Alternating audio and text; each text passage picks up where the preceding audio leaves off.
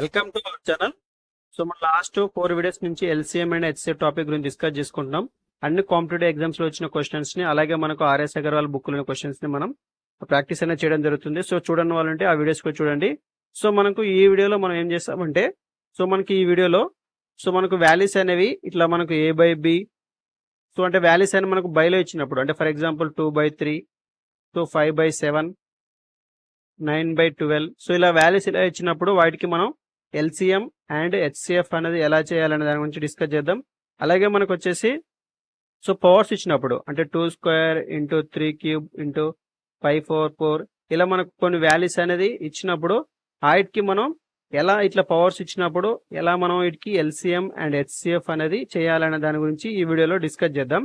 So ముందుగా మనం ఇట్లా మనకు బైల్ ఇచ్చినప్పుడు, పవర్స్ ఇచ్చినప్పుడు ఎలా చేయాలనే దాని గురించి తెలుసుకోవాలంటే ముందుగా కొన్ని విషయాలనేవి మనం ముందుగా తెలుసుకోవాలి. సో ముందుగా వాటి గురించి మనం సో ఫోకస్ చేద్దాం. సో ఫర్ ఎగ్జాంపుల్ ఇప్పుడు మనకు ఎల్సిఎం అండ్ హెచ్సిఎఫ్ అనేది ఫైండ్ అవుట్ చేయాలి. ఓకే, సో మనకు వాల్యూస్ అనేవి ఎలా ఉన్నాయంటే చూడండి, A by B comma C by D comma E by F. So మనకి ఇలా 3 వాల్యూస్ అనేవి ఉన్నాయి. సో వీటికి మనం ఏం చేయాలంటే ఎల్సిఎం అండ్ హెచ్సిఎఫ్ అనేది ఫైండ్ అవుట్ చేయాలి. సో మనకి ఎప్పుడైనా సరే ఫస్ట్ ఎల్సిఎం అనేది ఫైండ్ అవుట్ చేస్తున్నప్పుడు ఏం చేస్తామంటే, ఏ అయితే మనకు లవంలో ఉన్నాయో సో మన లవంలో ఉన్న వాటికి మనం ఎల్సిఎం అనేది కడతాం, హారంలో ఉన్న వాటికి అనేది హెచ్సిఎఫ్ అనేది కట్టాలి. అంటే మనకు ఎల్సిఎం ఆఫ్ లవంలో ఏమేమి వాల్యూస్ ఉన్నాయి, ఏ కామా సి కామా ఈ. అలాగే మనకు హారంలో ఏం వాల్యూస్ ఉన్నాయి వాటికి హెచ్సిఎఫ్ కట్టాలి. హెచ్సిఎఫ్ ఆఫ్ హారంలో ఏమున్నాయి, B comma D comma F. So వీటికి మనం వాల్యూస్ అనేది సబ్స్టిట్యూట్ చేసుకుంటే దీని యొక్క వాల్యూ అనేది రావడం జరుగుతుంది. సో అదే మనకు LCM of A by B C by D C by F అనే వాల్యూ అనేది రావడం జరుగుతుంది. అదే మనం ఒకవేళ హెచ్సిఎఫ్ అనేది కట్టాలనుకోండి, సో మనకు A by B C by D E by F values కి మనం హెచ్సిఎఫ్ అనేది కట్టాలంటే, అంటే A by B C by D E by F ఈ వాల్యూస్ కి మనం హెచ్సిఎఫ్ కట్టాలంటే ఫస్ట్ మన లవంలో ఉన్నటికి హెచ్సిఎఫ్ అనేది కట్టాలి. లవంలో మనకి ఏ వాల్యూస్ ఉన్నాయి, ఏ కామా సి కామా ఈ అనేది ఉండడం జరిగింది. అదే మనకు ఏదైతే హారంలో ఉంటే వాటికి ఎల్సిఎం కట్టాలి. అంటే మనకు B comma D comma F. So ఇలా మనం ఎప్పుడైతే మనకు హెచ్సిఎఫ్ కనుక్కున్నప్పుడు లవంలో ఉన్నవాడికి హెచ్సిఎఫ్ కడతాం, హారంలో ఉన్న వాటికి ఎల్సిఎం కడతాం. అదే మనకు ఎల్సిఎం కనుక్కోమంటే లవంలో ఉన్నవాడికి ఎల్సిఎం కడతాం, హారంలో ఉన్నవాడికి హెచ్సిఎఫ్ కడతాం. కట్టి వాల్యూస్ ఇక్కడ సబ్స్టిట్యూట్ చేసుకుంటే మనకు దాని యొక్క ఆన్సర్ అనేది రావడం జరుగుతుంది. సో ఇది మనకు ఇలా ఇచ్చినప్పుడు మనం చేసుకోవాలి. అంటే మనకు బయలు ఇచ్చినప్పుడు ఈ వాల్యూస్ అనేది ఇలా చేయాలి. అదే ఒకవేళ మనకు పవర్స్ ఇచ్చారనుకోండి, సో మనకు పవర్స్ అని ఇచ్చినప్పుడు సో చూడండి మనకు 3 వాల్యూస్ ఉన్నాయి అనుకున్నాం. దాంట్లో మనకు ఫస్ట్ వాల్యూ అనేది a/4 into b³ into t² into D, ఇది ఒక వాల్యూ. నెక్స్ట్ వచ్చేసి మనకు a/3 into b/4 into t³ into d², ఇది ఒక వాల్యూ. నెక్స్ట్ వచ్చేసి మనకు a² into b/5 into t/4 into d³ into ఈ అనేది ఉందనుకోండి. సో ఇలా మనకు 3 వాల్యూస్ ఉన్నాయి. సో మనకి ఈ 3 వాల్యూస్ చూసుకున్నప్పుడు సో ముందుగా చూడండి, మనకి ఇక్కడ a/4 అంటే సో మన ఏ అని ఏమంటాం, తెలుగులో అయితే భూమి అని అంటాం. అదే మనకి ఇది పైన ఉంది కదా, దీనికి ఘాతాంకం అంటాం. సో దీనికి ఘాతం అంటాం. అదే మనకి ఇంగ్లీష్లో అయితే మనం ఏమంటాం అంటే బేస్ అని అంటాం. ఓకే, బేస్ అంటాం. సో మనకి ఏదైతే పవర్ ఉందో దీన్ని మనం పవర్ అని చెప్పి అంటాం. ఓకే, సో పవర్ అని చెప్పి అంటాం. సో ఇలా మనకు 3 వాల్యూస్ ఇచ్చినప్పుడు సో దాంట్లో మనకు ఎల్సిఎం కనుక్కోవాలంటే ఫస్ట్ మనం చేయాల్సిన పని ఏంటంటే ఏ అయితే మన ఆల్ బేస్ అనేది తీసుకోవాలి. ఓకే, మనకి ఎల్సిఎం కనుక్కోవాలంటే all base and highest power అనేది తీసుకోవాలి. అంటే సో ఇప్పుడు మనకి ఇక్కడ 3 వాల్యూస్ ఉన్నాయి. సో ఈ 3 వాల్యూస్లలో ఎల్సిఎం కట్టాలి. అంటే ఫస్ట్ ఏం చేయాలి, ఆల్ బేస్ తీసుకోవాలి. అంటే బేస్ ఏమేమైనా చూడండి, ఇక్కడ ఏ ఉంది, అన్నిట్లలో మనకు ఏ ఉంది, బి ఉంది, సి ఉంది, డి ఉంది. లాస్ట్ దాంట్లో చూడండి ఈ అనేది ఎక్స్ట్రా ఉంది. ఓకే, సో అంటే మనకు ఆల్ బేస్ అంటే అన్ని తీసుకోవాలి. అంటే ఏ తీసుకోవాలి, బి తీసుకోవాలి, సి తీసుకోవాలి, డి తీసుకోవాలి, ఈ కూడా తీసుకోవాలి. నెక్స్ట్ ఏంటిది, హైయెస్ట్ పవర్ కావాలి. హైయెస్ట్ పవర్ అనేది ఏకి మనకు హైయెస్ట్ పవర్ ఎక్కడ చూడండి, మనకు హైయెస్ట్ పవర్ దీంట్లో ఏమో 4 ఉంది, దీంట్లో ఏమో క్యూబ్ ఉంది, దీంట్లో ఏమో స్క్వేర్ ఉంది. హైయెస్ట్ ఏంటిది 4. సో కాబట్టి a/4. నెక్స్ట్ బి చూడండి, సో మనకు బి చూసినప్పుడు ఇందులో ఏమో క్యూబ్ ఉంది, ఇందులో ఏమో 4 ఉంది, ఇందులో ఏమో 5 ఉంది. అంటే మనకు 5 అనేది హైయెస్ట్ కాబట్టి 5 తీసుకోండి పవర్. నెక్స్ట్ సి చూడండి, సి చూసినప్పుడు మనకు ఇందులో ఏమో స్క్వేర్ ఉంది, ఇందులో ఏమో క్యూబ్ ఉంది, ఇందులో ఏమో 4 ఉంది, అంటే మనకు 4 వస్తుంది. హైయెస్ట్ అనేది 4. నెక్స్ట్ డి తీసుకుంటే ఇందులో 1 ఉంది, ఇందులో ఏమో స్క్వేర్ ఉంది, ఇందులో ఏమో క్యూబ్ ఉంది, కాబట్టి ఇది క్యూబ్ అవుతుంది. సో నెక్స్ట్ మనకి ఈ అనేది ఓన్లీ సింగిల్గా ఉంది, దాని పవర్ ఒకటే ఉంది కాబట్టి సో అలాగే వదిలేస్తాం. సో మనకు ఎల్సిఎం అన్నప్పుడు ఈ వాల్యూ అనేది ఎల్సిఎం అనేది అవడం జరుగుతుంది. సో మనకి ఎల్సిఎం ఉన్నప్పుడు ఏం చేసినాం, ఆల్ బేస్ తీసుకున్నాం, హైయెస్ట్ పవర్స్ ఏదైతే ఉన్నాయో ఆ హైయెస్ట్ పవర్ అనేది తీసుకోవడం జరిగింది. అదే మనం ఇప్పుడు హెచ్సిఎఫ్ అనుకోవాలనుకోండి, సేమ్ ఇదే వాల్యూస్కి మనకి హెచ్సిఎఫ్ అనుకోవాలంటే ఏం చేయాలంటే కామన్ బేస్ తీసుకోవాలి. Okay, common base and lowest power తీసుకోవాలి. ఓకే, సో మనకు లోయెస్ట్ పవర్ అనేది తీసుకోవాలి. సో మనకు కామన్ బేస్ అంటే చూడండి, కామన్గా ఏమేమి చూడండి, మనకు ఏ అనేది అన్నిట్లలో ఉంది, బి అనేది అన్నిట్లలో ఉంది, సి అనేది అన్నిట్లలో ఉంది, డి అనేది అన్నిట్లలో ఉంది, కానీ ఈ మాత్రం అన్నిట్లో లేదు, ఓన్లీ థర్డ్ దాంట్లో ఉంది, అంటే ఈ అనేది ఉండకూడదు. సో మనకు అది కామన్గా లేదు కాబట్టి అది ఉండకూడదు. సో మిగిలిన అన్ని కూడా మనం బేస్లోనే తీసుకోవాలి, అంటే A into B into C into D. So ఇవి 4 తీసుకుంటాం. నెక్స్ట్ ఏంటి, లోయెస్ట్ పవర్ ఉండదు. ఎక్కడైతే మనకు లోయెస్ట్ పవర్ చూడండి, ఏలో మనకు లోయెస్ట్ పవర్ ఎక్కడ ఉంది, ఇక్కడేమో 4 ఉంది, ఇక్కడ 3 ఉంది, ఇక్కడేమో 2 ఉంది, అంటే లోయెస్ట్ ఏంటిది 2, కాబట్టి ఏ స్క్వేర్. నెక్స్ట్ బి చూసినట్టయితే ఇక్కడ క్యూబ్ ఉంది, ఇక్కడ 4 ఉంది, ఇక్కడేమో 5 ఉంది, అంటే లోయెస్ట్ ఏంటిది క్యూబ్, సో మనకు వచ్చేసి బి క్యూబ్ అవుతుంది. నెక్స్ట్ సి చూసినట్టయితే ఇక్కడ స్క్వేర్ ఉంది, ఇక్కడేమో క్యూబ్ ఉంది, ఇక్కడేమో 4 ఉంది, సో మనకు అప్పుడు స్క్వేర్. ఓకే, డి చూసినట్టయితే ఇక్కడ 1 ఉంది, ఇక్కడ స్క్వేర్ ఉంది, ఇక్కడ క్యూబ్ ఉంది, అంటే 1, సో అలా వదిలేస్తాం. సో 1 ఉంది కాబట్టి 1. సో దీన్ని మనం ఏమంటాం, హెచ్సిఎఫ్ అని చెప్పి అనడం జరుగుతుంది. సో ఇలా అనమాట. సో మనకి ఎప్పుడైనా సరే పవర్స్ ఇచ్చినప్పుడు ఎల్సిఎం కనుక్కోమంటే ఆల్ బేస్ తీసుకోవాలి, దాంట్లో మనకి హైయెస్ట్ పవర్స్ ఏవైతే ఉంటాయో ఆ బేస్కి మనం హైయెస్ట్ పవర్ అనేది ఇవ్వాలి. అదే మనకి హెచ్సిఎఫ్ చూసుకున్నప్పుడైతే కామన్గా ఏదైతే బేస్ ఉంటుందో కామన్ బేస్ తీసుకోవాలి. సో మనకు ఇచ్చిన బేస్లలో లోయెస్ట్ పవర్ దేనికైతే ఉంటుందో ఆ లోయెస్ట్ పవర్ అనేది ఆ బేస్లకు తీసుకోవాలి. సో ఇదండి కాన్సెప్ట్. సో ఇది మీరు బాగా గుర్తుపెట్టుకోండి. నెక్స్ట్ మనం డైరెక్ట్ ప్రాబ్లంకి వెళ్ళిపోదాం.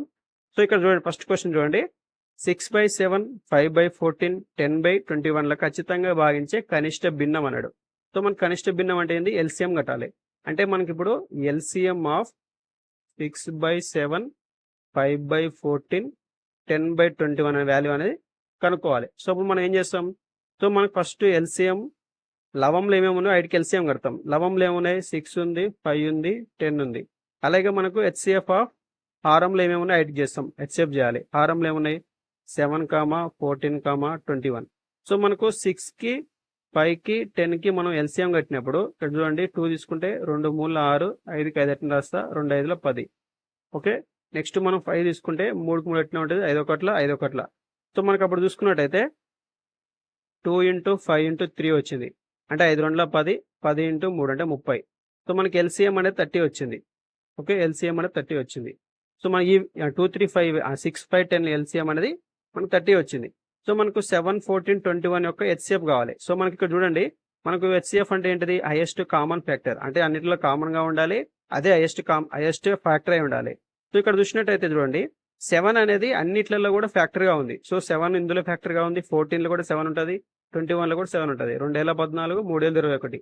అంటే మనకు 7 అనేది హైయెస్ట్ కామన్ ఫ్యాక్టర్గా ఉంది. సో మనకు హెచ్సిఎఫ్ అంటే ఏం చెప్పుకున్నాం, ఇచ్చిన వాల్యూస్లలో ఏదైతే మనకు వాల్యూస్ ఇస్తారో ఆ వాల్యూస్లలో చిన్న వాల్యూ ఏదైతే ఉంటే ఆ చిన్న వాల్యూకి ఈక్వల్గా కానీ దానికంటే తక్కువ కానీ హెచ్సిఎఫ్ అనేది ఉంటుంది అనుకున్నాం.